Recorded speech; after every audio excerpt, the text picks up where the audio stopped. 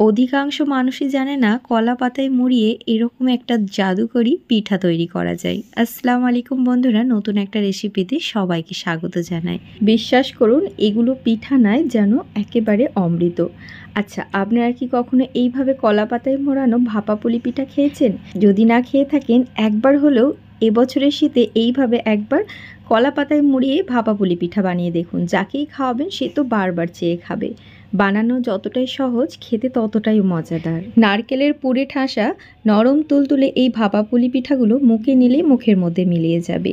ভিডিওটা স্কিপ না করে পুরোটা দেখার রিকোয়েস্ট রইল। না দেখলে কিন্তু পুরোপুরি মিস করে যাবেন, এত সুস্বাদু একটি রেসিপি।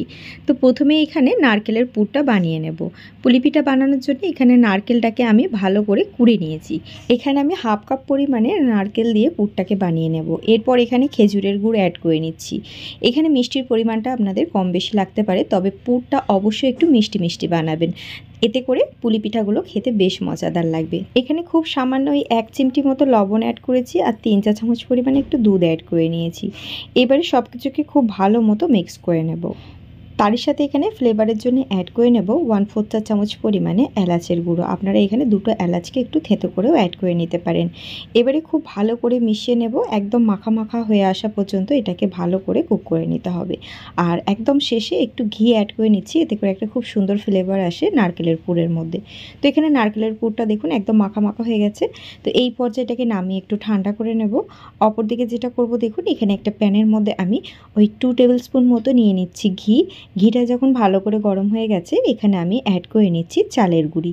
এখানে আমি কেনা চালের গুঁড়িটা অ্যাড করছি, আপনারা চাইলে ঘরে তৈরি চালের গুঁড়িটাও অ্যাড করতে পারেন।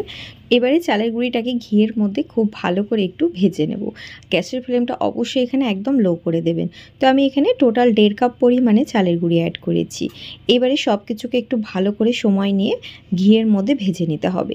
এখানে চালের গুঁড়িটা এইভাবে ভেজে নিলে পরে এই পিঠার টেস্টটা কিন্তু খুব সুন্দর আসে। আমি এখানে 3-4 মিনিট ঘিয়ের মধ্যে চালের গুঁড়িটাকে খুব ভালো করে একটু ফ্রাই করে নিয়েছি। এবারে ওই হাফ চা চামচ পরিমাণে একটু লবণ অ্যাড করে নিচ্ছি। সব কিছুকে ভালো করে একটু মিশিয়ে নিয়েছি। এবারে দেখুন এখানে চালের গুঁড়িটা কিন্তু খুব সুন্দরভাবে ভাজা হয়ে গেছে, একটা সুন্দর সুগন্ধও বের হয়ে গেছে। ঠিক এই পর্যায়ে অ্যাড করে নিচ্ছি ফুটান্ত গরম পানি। অবশ্যই এখানে গরম পানিটা কিন্তু ফুটিয়েই অ্যাড করবেন, মানে একটু ফুটান্ত গরম থাকতে হবে। এবারে অল্প অল্প দিয়ে এখানে একটা খামির তৈরি করে নেব। খুব ভালো করে আমি খামিরটাকে মিক্স করে নিচ্ছি, দেখুন এইভাবে। আর একটু সফটভাবে এখানে খামিরটাকে তৈরি করে নিতে হবে। তো এখানে এটা ভালোভাবে মিশিয়ে নিয়েছি অল্প অল্প পানি দিয়ে। এবারে একটু হাতে ধরতে পারবো ঠিক সেরকম একটু হালকা ঠান্ডা হতে রেখে দেব, যাতে এটাকে হাতে করে মাখতে পারি। যখন হালকা একটু ঠান্ডা হয়ে গেছে, এটাকে হাতে করে ভালো করে মেখে নেব। এখানে এই চালের গুঁড়িটা ঘিতে ভেজে নেওয়ার ফলে বেশ টেস্টি হয় এই পিঠাগুলি খেতে। বিশ্বাস করুন, গ্রাম বাংলার হারিয়ে যাওয়া এই ট্র্যাডিশনাল পিঠাগুলো খেতে অসম্ভব মজার হয়। একবার বানিয়ে না খেলে হয়তো বিশ্বাস করবেন না। তো এখানে ভালো করে ডোটাকে তৈরি করে নেওয়ার পর এখান থেকে এরকম ছোট ছোট করে লেচি বার করে নিয়েছি, সামান্য একটু বেলে নিচ্ছি ছোট করে। এখানে আবার খুব বেশি মোটা করে বেলবেন না, মানে আমি কেমন রেখেছি সেটাও আমি আপনাদের দেখিয়ে দিচ্ছি। মানে একটু ওরই মধ্যে পাতলা রেখেছি, যেমন লুচির সাইজ হয় ঠিক সেরকমভাবে বেলে নিয়েছি। আর এখানে নারকেলের পুরটা দেখুন আগের চাইতে ঠান্ডা হয়ে গেছে। নারকেলের পুরটাকে হাতে করে এইভাবে একটু রোল মতো করে নেব। এবারে দেখুন একটা সাইডে রেখে এবারে এটাকে রোল করে মুড়িয়ে নেব। আর ধারের যে এবড়ো খেবড়ো অংশগুলো আছে সেগুলো নিয়েও কোনো চিন্তা নেই। এবড়ো খেবড়ো অংশগুলোকে একটা ছুরির সাহায্যে সমান করে কেটে বাদ দিয়ে নেব। দেখলেন তো, কয়েক সেকেন্ডের মধ্যেই কিন্তু একটা পিঠা তৈরি করে নেওয়া গেল। খুবই সহজ এবং খুবই মজাদার। এই পিঠাগুলো বানানোটা খুবই সহজ আর খেতে তো অসম্ভব মজার। তো আমি আবারও একটা আপনাদের সুবিধার্থে দেখাচ্ছি। একটা ছোট লেচি নিয়েছি, সামান্য একটু ময়দা ছিটিয়ে নিয়ে ভালো করে একটু বেলে নেব। বেলে নেওয়ার পর ঠিক একইভাবে এখানে নারকেলের পুরটা দিয়ে নেব। রোল করে নিয়ে আবারও ঠিক একইভাবে মুড়িয়ে নেব। আর ধারের যে এবড়ো খেবড়ো অংশগুলো আছে ছুরির সাহায্যে সেগুলোকে বাদ দিয়ে নেব। একইভাবে সমস্ত পিঠাগুলো প্রথমে তৈরি করে নেব। এবারে যেটা করব দেখুন, এখানে নিয়েছি কলা পাতা। কলা পাতাগুলোকে সমান করে কেটে নেব। আর তার আগে এগুলোকে একটু গ্যাসের চুলায় আমি ভালো করে সেঁকে নিয়েছি, এতে করে এর মধ্যে পিঠাগুলো দিয়ে যখন মোড়াবো তাহলে কোনো রকম ভেঙে যাবে না। এখানে এবারে কলা পাতাগুলোর মধ্যে যেটা করব দেখুন, ভালো করে একটু ঘি চারিদিকটা বুলিয়ে নেব, এতে করে একটা পিঠার মধ্যে সুন্দর ফ্লেভার অ্যাড হবে। এবারে ভালো করে আমি ঘিটা লাগিয়ে নেওয়ার পর এখানে একটা একটা করে পিঠা নেব আর এইভাবে করে রোল করে মুড়িয়ে নেব। আর বেশি যদি বাড়তি অংশটা থাকে থাকে তাহলে সেক্ষেত্রে একটু কেটে নেবেন। আর একটা টুথপিকের সাহায্যে এইভাবে করে ভালো করে এঁটে নেব। কাজটা কিভাবে করছি একটু দেখে বুঝে নিতে হবে। একইভাবে আবারও একটা পিঠা নিয়ে ঠিক সেম প্রসেসে আবারও মুড়িয়ে নেব, আর ঠিক টুথপিকের সাহায্যে আবারও এটাকে আটকে নেব। একইভাবে সমস্ত পিঠাগুলো আমি এখানে তৈরি করে নিয়েছি।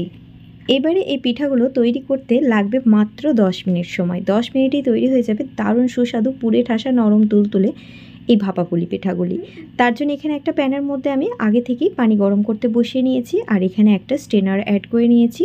খুব ভালো করে একটু ঘি ব্রাশ করে নিয়েছি। এবারে একে একে কলা পাতায় মোড়ানো পিঠাগুলি অ্যাড করে নিচ্ছি। এবারে ওপর থেকে ঢাকনা চাপা দিয়ে পুরোপুরি 10 মিনিট মতো ভালো করে ভাপ দিয়ে নেব। পুরোপুরি 10 মিনিট পর ফিরে এলাম। দেখুন মাশাআল্লাহ খুব সুন্দরভাবে এখানে ভাপা পুলি পিঠাগুলো তৈরি হয়ে গেছে, আর ওপরে দেখুন কালারটা অনেকটা চেঞ্জ হয়ে গেছে কলা পাতাগুলো। আর এইভাবে করে আমি সমস্ত পুলি পিঠাগুলো তৈরি করে নিয়েছি, আর একে একে এগুলোকে একটা প্লেটের মধ্যে আমি তুলে নেব। বিশ্বাস করুন যখন ভাপটা খুললাম এত সুন্দর একটা সুঘ্রাণ বের হচ্ছিল যে যেন মনে হচ্ছিল সাথে সাথে সবগুলো খেয়ে ফেলি। খেতে এতটাই মজার হয়েছে এই পিঠাগুলি। আজকের এই রেসিপি দেখার পর যে না এই পিঠাগুলো ট্রাই করবেন না তারা কিন্তু পুরোপুরি মিস করে যাবেন একটা সুস্বাদু পিঠার এই রেসিপি। আমি গ্যারেন্টি দিয়ে বলছি, বিশ্বাস করুন এগুলো পিঠা নয়, যেন একেবারে অমৃত। একবার বানালে বারবার বানাতে ইচ্ছা হবে, আর যাকে খাওয়াবেন সে তো বারবার চেয়ে খাবে। একটা নয় দুটো নয়, একসঙ্গে 4-5টা খেলেও যেন মন ভরবে না। খেতে এতটাই সুস্বাদু, খেতে এতটাই অমৃত এই পিঠাগুলি।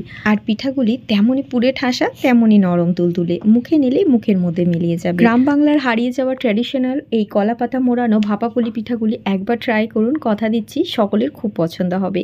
আজকে রেসিপি ভালো লাগলে আমার ভিডিওতে সাপোর্ট করে অবশ্যই একটা লাইক শেয়ার কমেন্ট করতে একদম ভুলবেন না। আর দেখুন ভেতর থেকে কতটা পরিমাণে পুড়ে ঠাসা হয়েছে, আর একেবারে নরম তুলতুলে হয়েছে।